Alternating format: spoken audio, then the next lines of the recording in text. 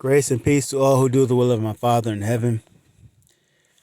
As I was watching a video last night about the sale day, which is New Year's Eve or New Year's, and that was a day that many families, black families, were split up, divided, as members of the family were sold off or auctioned off, and things like that.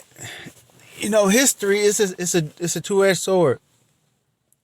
What a lot of people say is, don't think about it, don't dwell on it, don't look at it, forget about it. They'll say, leave that in the past. You have to forgive and forget, even though people haven't made amends or apologized, so that's not biblical to forgive, and people haven't asked for forgiveness.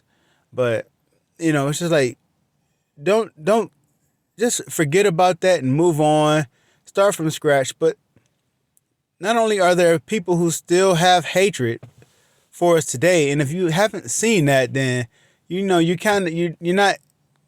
I don't know. You're in a bubble, because it didn't take me long to find,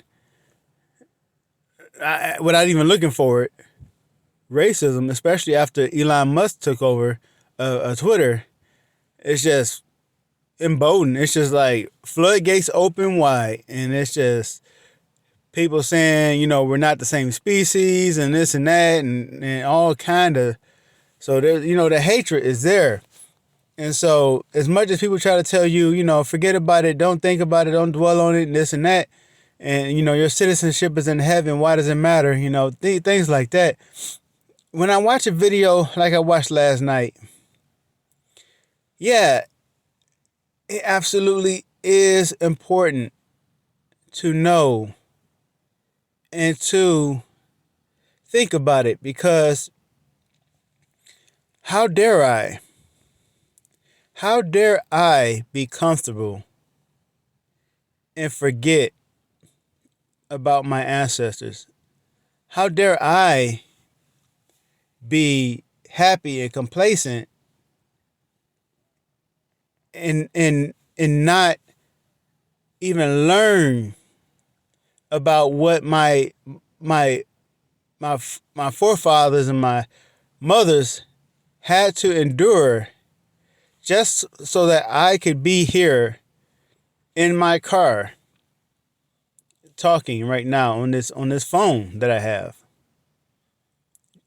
Just so that I could be here, what they had to endure and what they went through.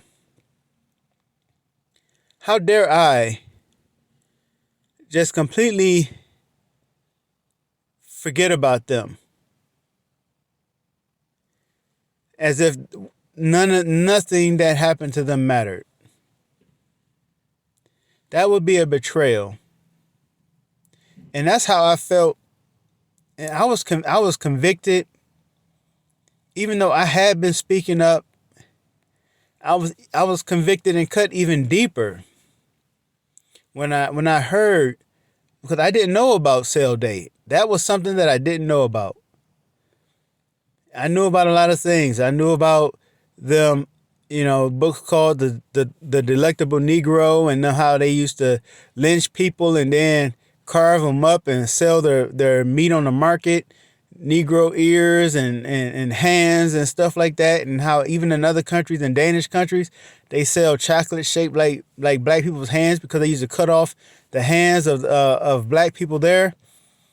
And I know about that kind of stuff, but there's always something that I don't know.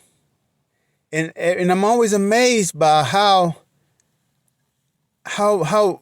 far it went, how deep it went, how brutal the captivity was, that slavery was, especially at least 200 years ago. That time that my ancestors had to endure, how dark it was for them.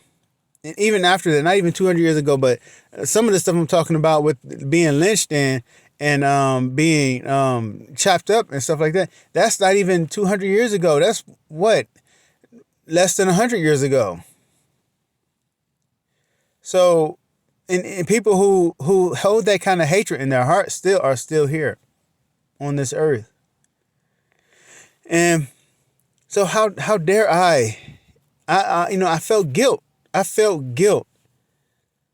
Why? Because I haven't experienced half, even as much as is being called N-words to my face, and being at a school where another black boy was hung when I was in Little Rock, Arkansas for about 6 months, and a classmate was lynched. But that is nothing compared to what my ancestors went through. And I felt deep guilt. Why? I didn't do anything wrong, but I felt guilt that I hadn't experienced what they had experienced. I felt guilt that I could even be as comfortable as I am right now.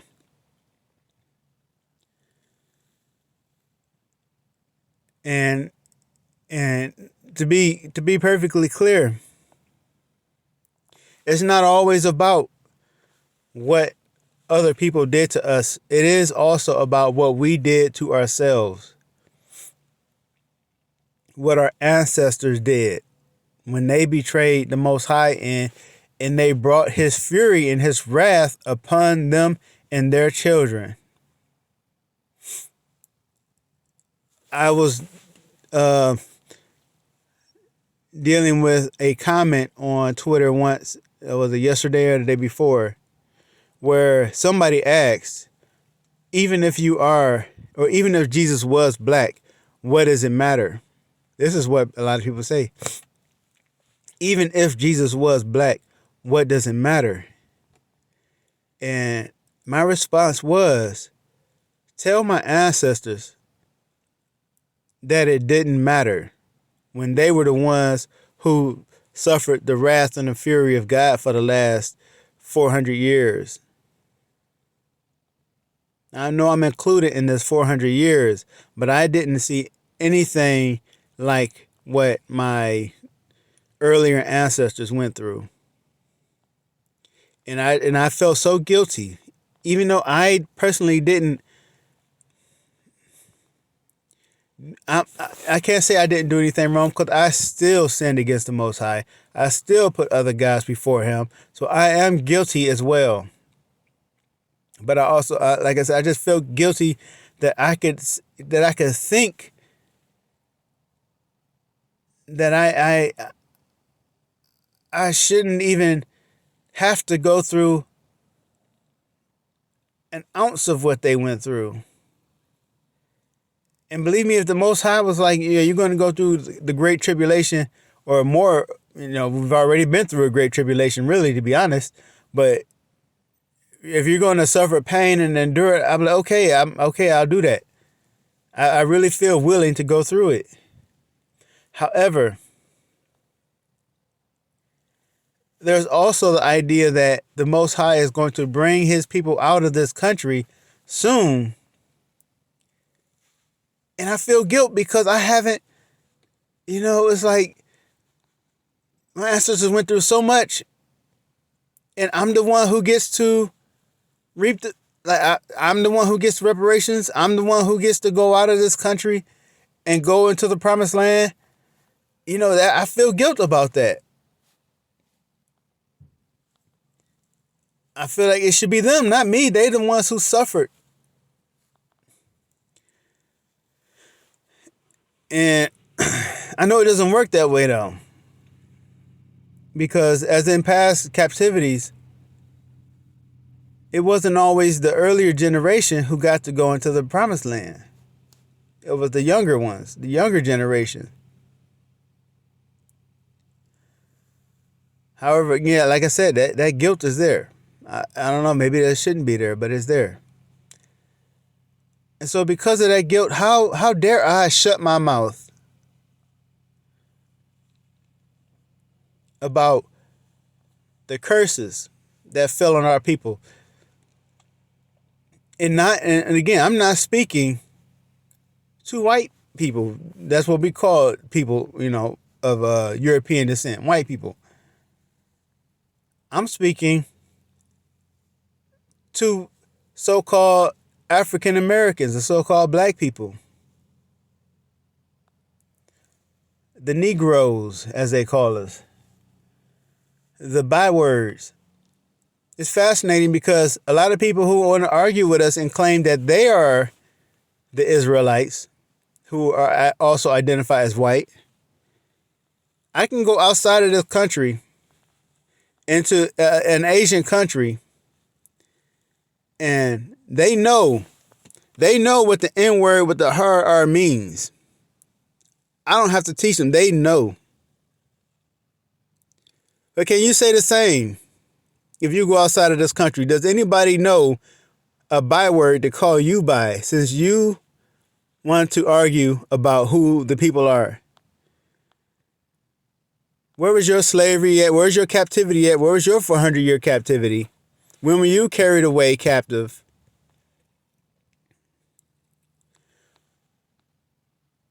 How is it that people, they can't be serious, but they are? It's the strangest thing. That shows how deep their hatred goes for us. But again, we put ourselves in this situation. Our ancestors put us in this situation, and we keep ourselves in this situation because we still do wrong. We still do wrong against the Most High. And I'm trying to get it right. I'm trying to be better. And knowing it is my responsibility also to continue to learn about exactly what happened, about how exactly God's wrath fell on our people, and also to honor and respect those who had to endure it so that I can be comfortable. I owe it to them. All right, I'm going to check my time. I've probably been a little bit loud on this microphone too. I see some red spikes on the little recording. But yeah, I owe it to my ancestors. I owe it to them to not keep my mouth shut, to do exactly as Deuteronomy 30 says, and to call these things, these curses, the blessing and the curses, to mind among the nations where the Most High has driven us. It is my responsibility to do that and to make sure that our ancestors get some kind of justice, some kind of reparation, or at least if people will not give that, to let them know, hey, judgment is coming. But yeah, for my people, we can't continue the things that caused us to end up here in the first place, to cause us to end up in this land. This isn't our land. They make it perfectly clear. They don't want us here. It is perfectly loud. It is loud and clear. They do not want us here. And if you haven't heard the message, you haven't been listening, because it's out there. You've been in a bubble. They are making it abundantly clear. Yet at the same time, they will not give us reparations so that we can go. They will not give people reparations. They will not give us a way to go. They're not going to give us a place to go. The people in South Africa were posting on Twitter the other day saying how they intend to resegregate. They have no intention of leaving South Africa. So you have places in Africa that are colonized. People will say, go back to Africa. What, go back to a place that's colonized? Go back to a place that's still controlled by Europeans? That's already been sabotaged? They've already bled those places dry? And you want to just not only not give us any money to go there, but you just want to ship us over there with nothing, and to a place that's already just, like I said, been drained dry by the colonizers from France and other European countries. What kind of mess is that? So you don't want us here, but you won't let us go. You know, that's the strangest thing. That's why this place is Egypt. Pharaoh clearly did not want those Hebrews there, but he didn't want to let them go either. So he just wanted to make their life hard. He just wanted to make their life hard. He didn't want them, but he didn't want to let them go either. And that's the situation we're in. But we can get ourselves out of it if we can get our act together. And unfortunately, that's not going to happen. I wish it would. I wish all my people would wake up and get right with the Most High. But they love their sin. So yeah, I'm probably out of time. Yep, I need to get off this microphone to get back to work. So to those who do the will of our Father in heaven, may our Lord and Savior Jesus Christ, Yahweh Shai, bless you. And maybe I'll save it for tomorrow, but I have a video. I have some things that I want to say to Japan, because I probably just make a video for that, because they got to put those idols down. That earthquake on the 1st of January, that was a sign. If ever that was a sign, that is a sign. Y'all got to get it together, because the Most High is not playing with these nations anymore. Put these idols down. Put the idols down. Stop worshiping your ancestors and worship the one true creator, the real creator, and his son, Yahweh Shai. Because I'm scared. I'm scared for Japan, because that was a clear sign. All right, so yeah, anyway, thank you all for listening, and I'll talk to you later.